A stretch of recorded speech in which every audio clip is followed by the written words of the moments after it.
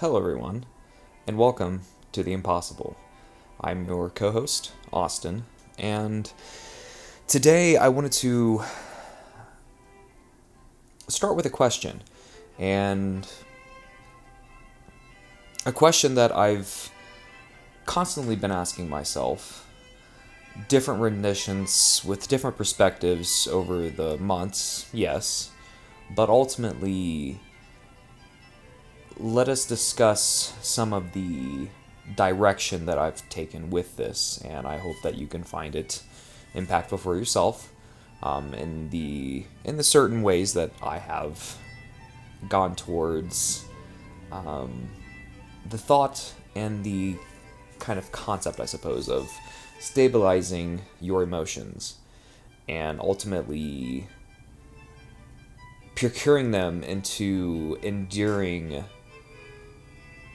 stable foundations that you can rely upon, that you don't find yourself overreacting, underreacting, and ultimately living a better life without having to worry too much about them running away from us, because that's something that is all too human and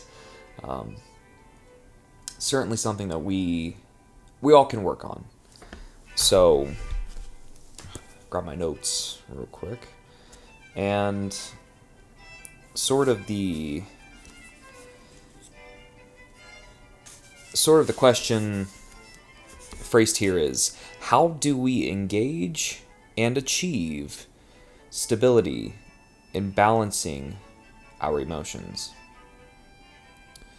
So real quick, I looked up not different definitions, but the definition of stability, and really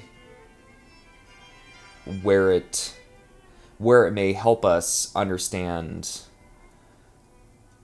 how we can control emotions.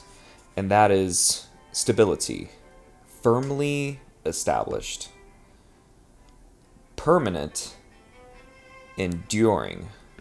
That's one that I want to talk on later. And lastly, steady in purpose, firm in resolution. Now, I thought all of those definitions were phenomenal, and I really have found the word stability to be coming up quite often within my self-analysis, my kind of critical sessions that I have. And stability has certainly popped its head up a few times as something that I'm not having to necessarily battle with a lot, but something that I'm actually able to engage in and ultimately be able to experience, which I must admit, I'm giving this kind of this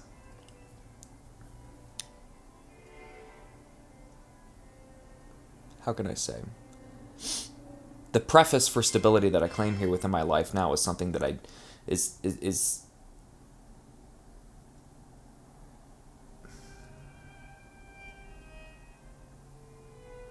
it's lovely to have some stability in life when someone like myself comes from a past of utter chaos. And I don't mean just the past 3 years. 3 years and really 3 months now. Good Lord. I mean the past 10 to 12 years, I would say, has been pretty disorganized, pretty, sometimes not chaotic, a lot of times chaotic, a lot of times, and the majority of that time, without purpose, without direction, and enjoying some of the vices of life, vices of what we can find ourselves getting into, and we shouldn't, because it's not really helping us. So so today, how do we engage and achieve stability in balancing our emotions? And so the first sort of approach that I would take to this is the practice of learning how to control your reaction to individual emotions that you may be struggling with controlling, or just emotions in general, but learning how to control your reaction to them. Because first you have to be willing and accepting to become honest and aware of what emotions are kind of running wild, or are running wild, and to learn when those reactions that you have are just unnecessary, not warranted, maybe extremely unnecessary, or even putting yourself in very precarious and difficult situations, and it's all because you reacted in a manner that was not needed. And this happens to all of us. To myself, in this position that I come to you now, where I feel much more confident in the stable foundations of how I've been able to balance my emotions. I still have little ramp ups. It's going to happen for the rest of my time on this planet. So this is not something to find yourself demanding perfection. We'll never reach perfection, but we can die trying. So, yes. So learning how to control your reactions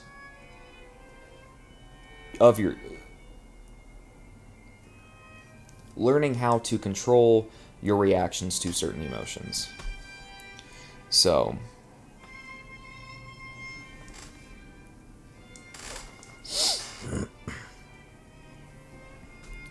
we can move into learning how to control those reactions, those emotions kind of bubbling up, and how can we solve that? So an example that I frequently have to battle with these days, something that I would say is one of the more prominent fixtures on here here you are, is battling with the chemo brain. The damage, untold, somewhat immeasurable, but the damage that 3 years off and on of chemo, quite a lot of chemo, can do to a person, due to what it can do to their memory, what it can do to the flow of how words are recalled from the brain to the mouth to, that, and to you. This is something that I've been struggling with for quite some time, and it's an aspect of life that I've always, not always, I would say since I got into university, I would say since then, this is a proponent of life that I've always been proud of. Somewhat dangerously proud of. Prideful, I guess, would be a way to say it. But somewhat proud as well. It's certainly gotten me into trouble, but it's also been healthy for me to engage in particular dialogues of topics that I feel very passionate about, and so that's where I am proud. But prideful stances were my times as, certainly as, it's safe to say and to admit it, in university I certainly was a pretty much a militant atheist. It certainly got me into some great dialogue, but also some dialogue that, may have damaged some relationships at that time, some friendships. And you live and you learn. But today, after all of this chemo, I find myself in the position of struggling to come up with words. Now, I will say that's not all to blame on the chemo. That is partly to blame on my reading has gone down tremendously, which that in itself is partly has the chemo to blame, because my memory recall is not there. I read through a few chapters of a book, and I remember the performance of my recollection in previous times before all of this was certainly not, superpower levels. But I would say it's a bit of a mountain to now a molehill in terms of that ability to recall what I had just read. And in this even, unfortunately, this even comes with books of mine that I love reading. Anywhere from bear with me, God Is Not Great by Christopher Hitchens. It's just a fantastic writing nonetheless by Christopher Hitchens, someone that I enjoy reading. His essays, which is just a collection of essays that he had written over time, especially during his time with Vanity Fair, where he was a columnist and a journalist for. So, and that's honestly inspired, that work of his has honestly inspired me to write a book of my own essays just on different topics. And so books like that, different books about black holes, about astrophysics, like Astrophysics for People in a Hurry, something that's supposed to be taking something extremely complex and putting it into layman's terms for people that are not astrophysicists. And I mean, even reads like that I've enjoyed for so long have become extremely difficult to read, and to then realize that I have to read it again shortly after if I'm trying to quote it or if I'm just trying to discuss it with friends. Those closest to me are aware of my wildly random facts about astrophysics that I tried to share, and and those have come less and less because it's really difficult to be able to structure, to take a fact, give it some preface, give the individual that I'm discussing it with a bit of a premise to gain the best understanding that we can both achieve in that moment, and then to deliver the goods. Being able to put together that formula, throw together those sentences into a paragraph and multiple paragraphs worth of talking that would be somewhat, to be comprehensible and to be understandable and just to make sense. And it's become extremely difficult. I mean, I would say, looking back at some of the podcasts that I've recorded for you all, I look back and I listen to it, and it's difficult. It's difficult to hear myself, and to hear me struggling. And I mean, even with this recording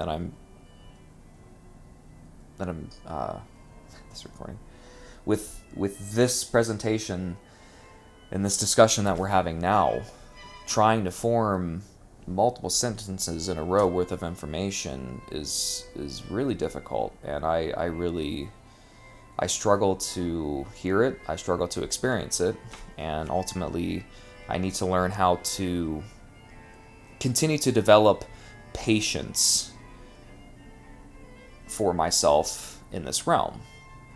Now, is this something that I no longer get blindingly frustrated by it? Is it annoying? To a degree, yes. But what this has given me is an opportunity to get down to work, accept what has happened, which is multiple years of an addiction that did not go well for for my brain too, prior to 3.5, to the previous 3 years of chemo. So, multiple years of an addiction that does not help memory, does not help, the inhibits, not prohibits, but, or doesn't inhibit, slows down slows down the mind, really prohibits mental dexterity in a fashion that would be useful for conversations like this or with just friends in general. To then going through 3 years of chemo, I find myself in this position of accepting what I've done in the past and engaging to ultimately achieve stability in the power of my mind, in the power of my thoughts, in the power of my creativity, and ultimately in the power of sharing my story, but sharing those thoughts with you all to see if something that I say can help you. Ultimately, that's why I'm here. that's what I'm trying to do. So, and hopefully I've been doing it well, because I have a feeling that I haven't been doing it well. But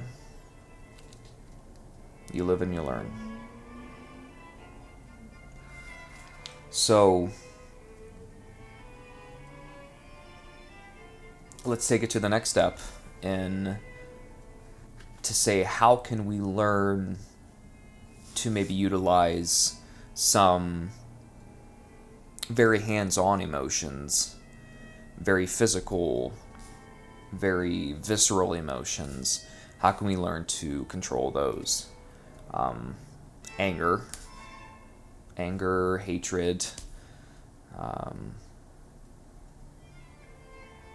ultimately any potential of despising something or someone or events that have happened in the past, despising yourself, disdain towards yourself, something that I've had to deal with for quite some time, and ultimately getting that out in a healthy manner, because we're going to develop these and ultimately have to deal with these reactionary feelings. And a lot of situations are going to cause us to become angry, frustrated, and we need to be able to take those frustrations out. And that hobby is totally up to you. Find something that is that outlet to dispel some of that anger, some of that hatred. And of course, as you already know, for me, it is lifting and writing, and I'm trying to read, try to utilize that to solve some stuff. But ultimately, I would say lifting is certainly the one that really gets some of those more visceral emotions out. And lifting has become, I would say it's one of many parts in my attempt to sort of revitalize my mental dexterity. I'm punishing the body to help clear up the mind. Nutrition, exercises of writing, exercises of reading, but ultimately exercises of the body, I believe, really helps me, sort of, again, rid of that excess anger and hatred and disdain. But there's also a very simple solution from this attempt, is that if I go into the gym, I work out for 90 minutes, I no longer for a certain period of time, could be for the rest of the day, could be for at least a few hours, if not longer, depending on how traffic is when I come back from the gym. That's always a good one. But ultimately, for the time being, I don't have to battle with any negative emotion after that workout. I've gone in, I've taken the anger out on inanimate objects, weights, respectfully. And what has that done? That's taken those unnecessary reactions that I could have not exuded, but I could have purported on, not purported. See, this word recall is insane. That I could have put on to somebody else. I could have taken that anger, that hatred, and I could have exacted that out onto somebody else. And that is not the way to go. You better yourself. You don't put others down. Don't lash out because of insecurities or pent-up anger or hatred. Don't bother with that. Find a hobby. Find something that you are able to take that anger out on in a healthy manner. And that right there is your solution for ridding your physical state, your mental state, and your emotional state of those negative emotions. And this is something that I myself and Matt as well, lifting is something that we cannot skip out on. Lifting is not to be held as something minuscule. I mean, lifting is a very near and dear part of our lives for good reason. For a personal reason for me, it's because the past 3 years I've been fighting to survive, and now all of a sudden I have to try to integrate back into society after having dealt with death closely a few times now, dealing with times of being okay with not waking up the next day. How do I regain that purpose? Not only to simply surviving or living, but living a good life, living a great life, chasing something. For me, that journey requires some suffering. My suffering, my expulsion of anger, is done in the gym or on a notebook. But I have to say, again, it's a much more visceral experience. lifting weights many times or lifting heavy weights a few times, that's the bread and butter right there for myself, at least. Not trying to speak for Matt, but I would say that I think it's safe to say that lifting is a huge part of our lives for a very, very important reason. So, and so learning how to rid your body of those negative emotions through some type of healthy hobby is certainly going to do you something good. Lifting has been somewhat of a savior for me. I've had a few of those. Over the past 3 years. So,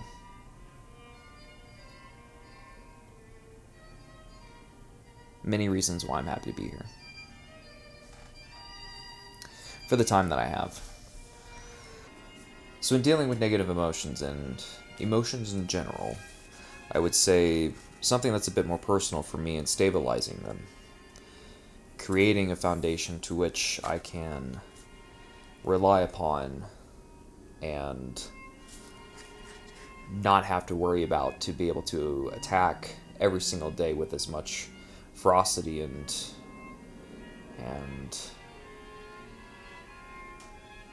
swift-natured power that I can.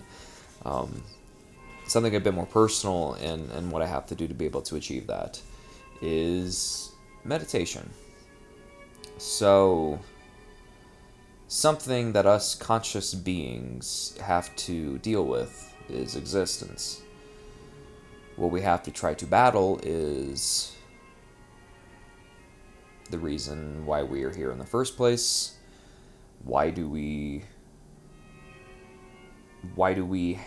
experience the realities that we do?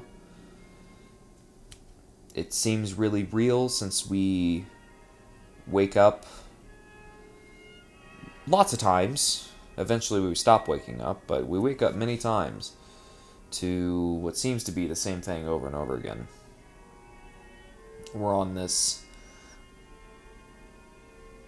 seemingly floating rock pebble within an insignificant solar system, although one that's pretty balanced. That's even given this little pebble the opportunity to sprout the life that it has. In a seemingly insignificant galaxy, in a vast space of 5% matter and 95% other types of matter and energy that we can't see. we can only observe its effects. How do we deal with that? How do we deal with this state of existence? And how does that tie in with emotions for me? Well, I've been able to meld those two together in terms of dealing with them, but also utilizing them into the concrete of that foundations, into that, not even concrete, no, marble. Love marble. Oh, love marble. So into those marble foundations, into those columns that I am currently working on, how does one deal with negative emotions, positive emotions, and in this case existence, for me at least, how does one come to organize them to be able to sort of, I don't want to say mutate, but turn them into something usable and ultimately utilize them within the foundation? And that's, for me, is meditation. I meditate every single day to be able to, one, organize what I have experienced in the past. I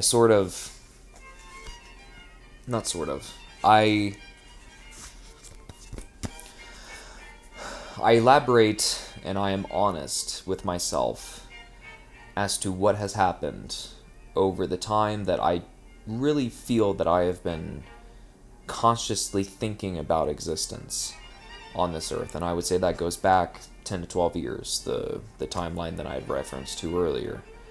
And so I culminate that all into one and quickly go over different harsh, different incredible, different illuminating aspects of that time. I don't spend that much time meditating about that though. That's kind of an introduction, something to where I'm able to go in And I can say, okay, so here are the moments that I've somewhat have brought to light over recent of maybe distant past that I've thought about recently, that in meditating I found something new that may explain something. So I take those. It could be one, it could be three, it could be five kind of ideas, theories that I have to help explain emotions and experiences that I've had. I take those and I dance with them just for a little bit. Again, I don't want to spend too much time on them, only because if something's not going to pop up, I'm not there to force it. That's not the point of meditation. Meditation is for you to.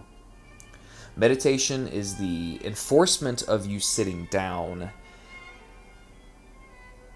to find them. But if you don't find them, you don't sit there and you don't punish yourself. You don't become overly critical and condemning or damning yourself for not having found a solution. That's not the point. That's not the point. The point is you sit down and you open yourself up to become brutally honest. And maybe, just maybe, you hit something that really, really, really carries some weight. Possesses a lot of gravity, some gravitas, to help explain what you may have been experiencing in the past or now. And then the body of my time meditating is mostly spent on any type of emotion that I've had that seems to be either out of order, out of nowhere, or a bit running away. And I then utilize the body of my time, trying to find why that is, what I can do to reverse that, to work it back in a controlled state, a manageable manner, and to then establish some type of plan to be able to have that under control in the future. Now, different emotions pop up at different times, and that is because of our experiences in day-to-day life. There may be a week in a row to where I have dealings with just seemingly unbounded and relentless hatred. I found that mostly it's grown into something that I manage, but it appears a lot, and I've found many sources that could potentially have allowed that to grow. But I would say that of recent I've been talking to myself about within the space of meditation. So it's this conversation in here, but or somewhere wherever consciousness is.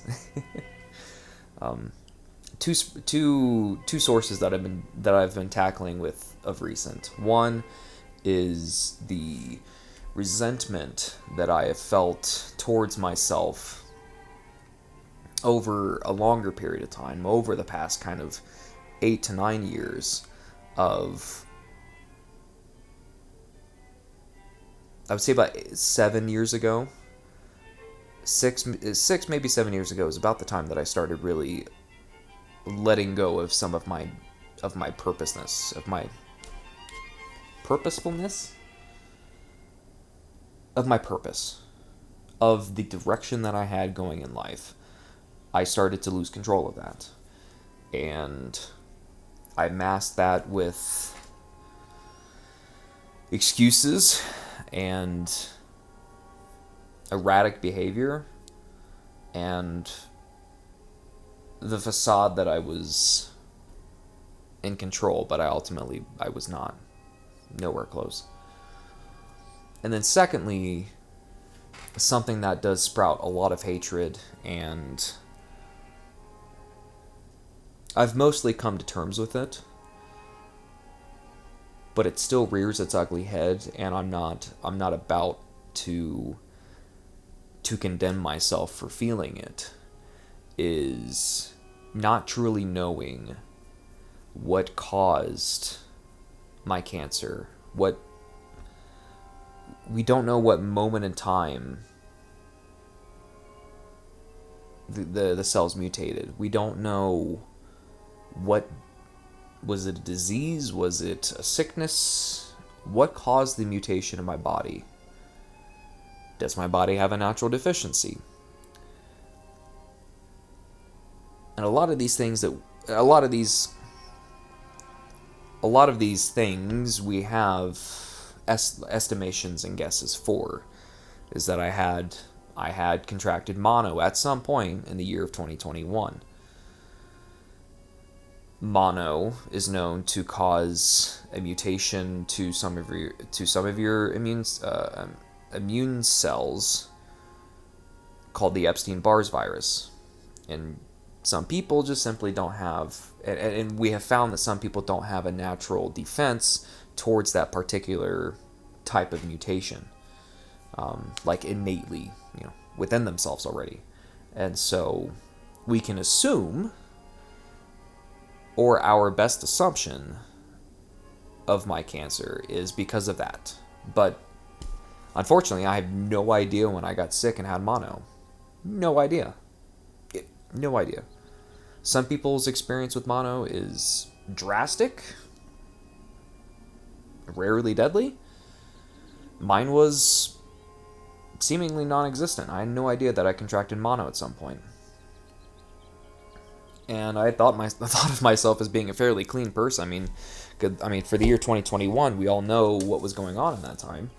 And I had certainly been one of the aspects in the aftermath of my addiction was a bit of kind of like OCD behavior, somewhat. I'm not saying I'm not diagnosing myself. I'm saying here are some behaviors that would reflect such a case, in that I was always very, very careful of what I touched, washing my hands. I wore gloves for work, like the nylon gloves. Lots of hand sanitizer was used, and because I traveled for work, and so I was touching gas stations, hotels, different properties for different buses that potentially have had humans in them for years. And all of these surfaces already hold germs, but then on top of that, of course, in 2021, a particular type of germ that we were all extremely, not afraid of, but extremely aware of at that time. So hatred towards an unknown object, or in the former case, myself, can have a lot of, the hatred itself can have a lot of power behind it. A lot of fuel and a lot of ammunition. And since it's born within myself, it's not that difficult to be susceptible to its lure, to its almost siren's call.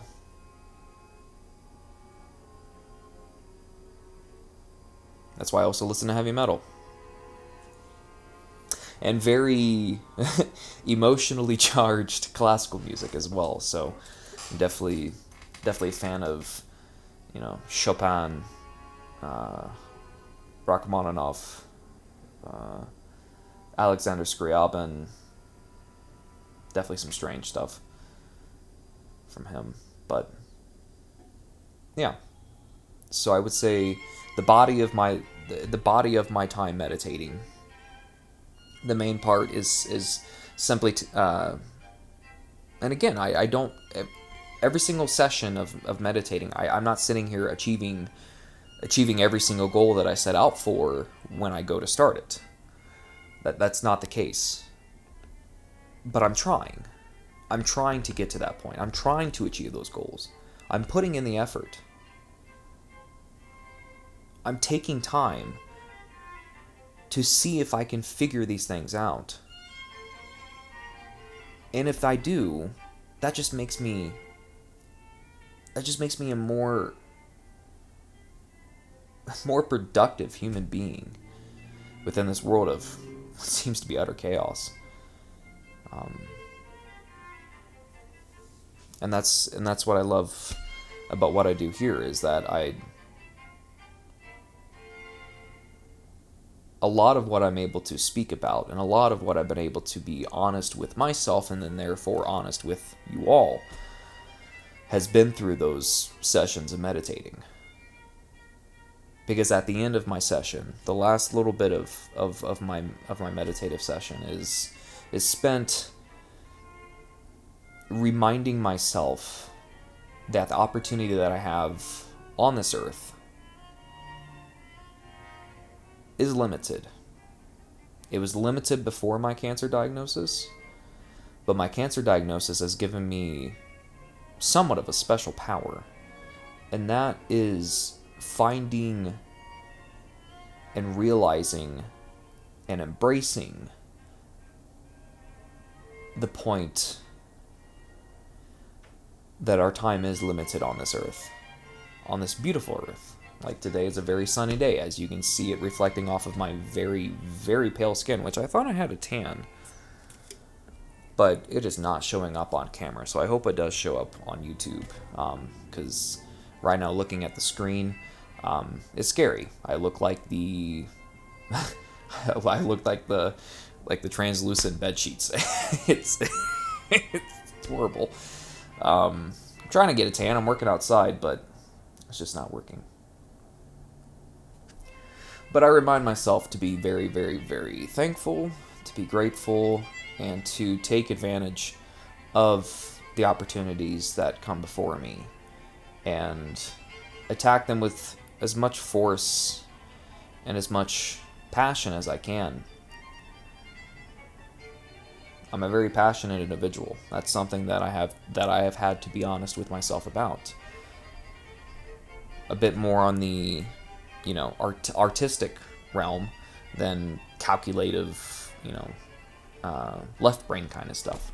I mean, that's why I went to school for music. I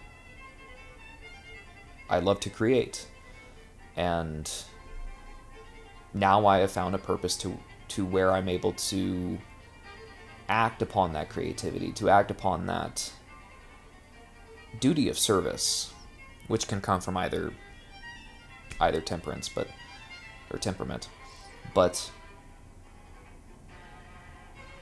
in my need to serve the public in some manner, I have found that impossible performance is where I am able to act upon that need, that feeling, and that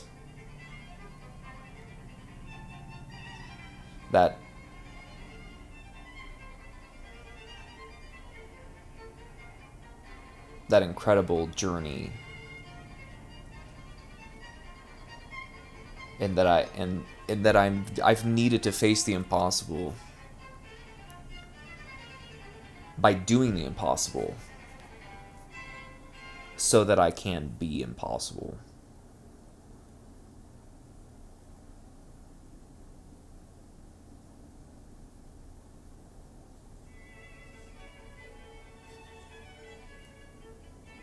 So in conclusion,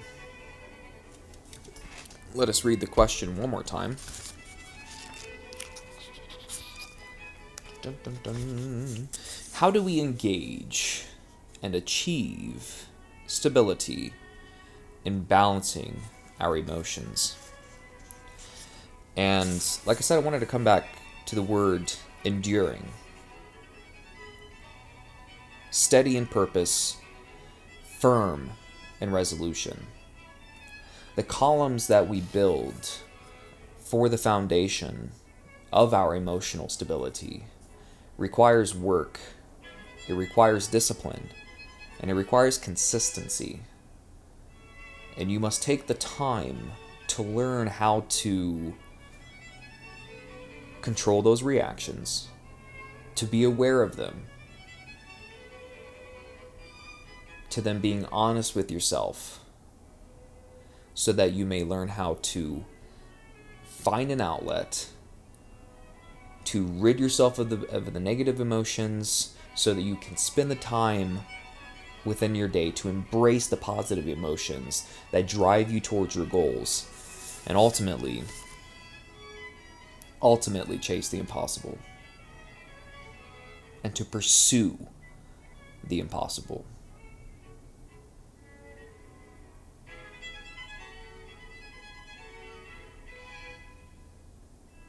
It takes a lot of commitment. You'll have a lot of goals to chase. And that's awesome.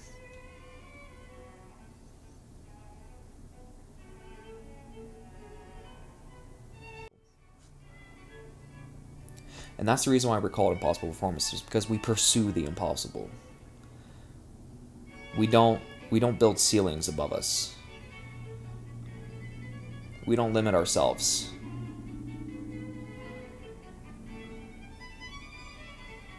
We achieve what we want to achieve, or we do our absolute best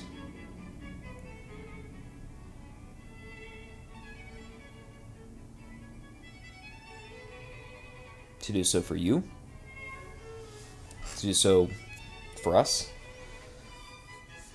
to those we love,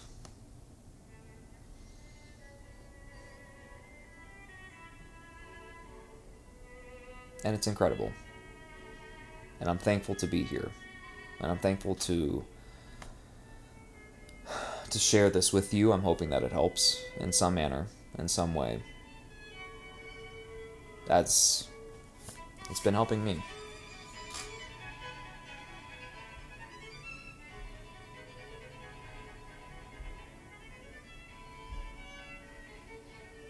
I could have easily imagined myself over the past 3 years during this journey to just crumble up, go back to being the hermit that I was before, just playing video games, engaging in vices that tear you down slowly but surely. But I'm here working. I'm working towards achieving what seemed to be an impossible future to me 5 years ago.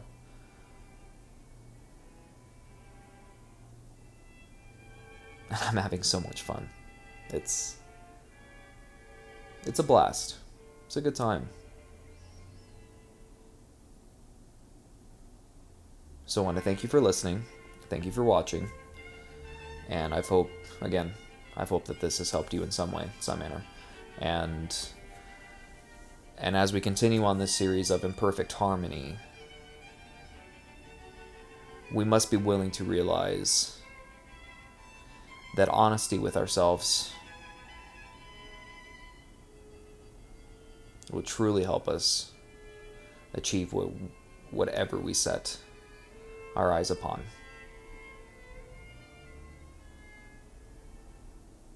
Because us here at Impossible Performance are striving to build a global culture of strength, fostering a spirit of growth, and constant pursuit of the impossible.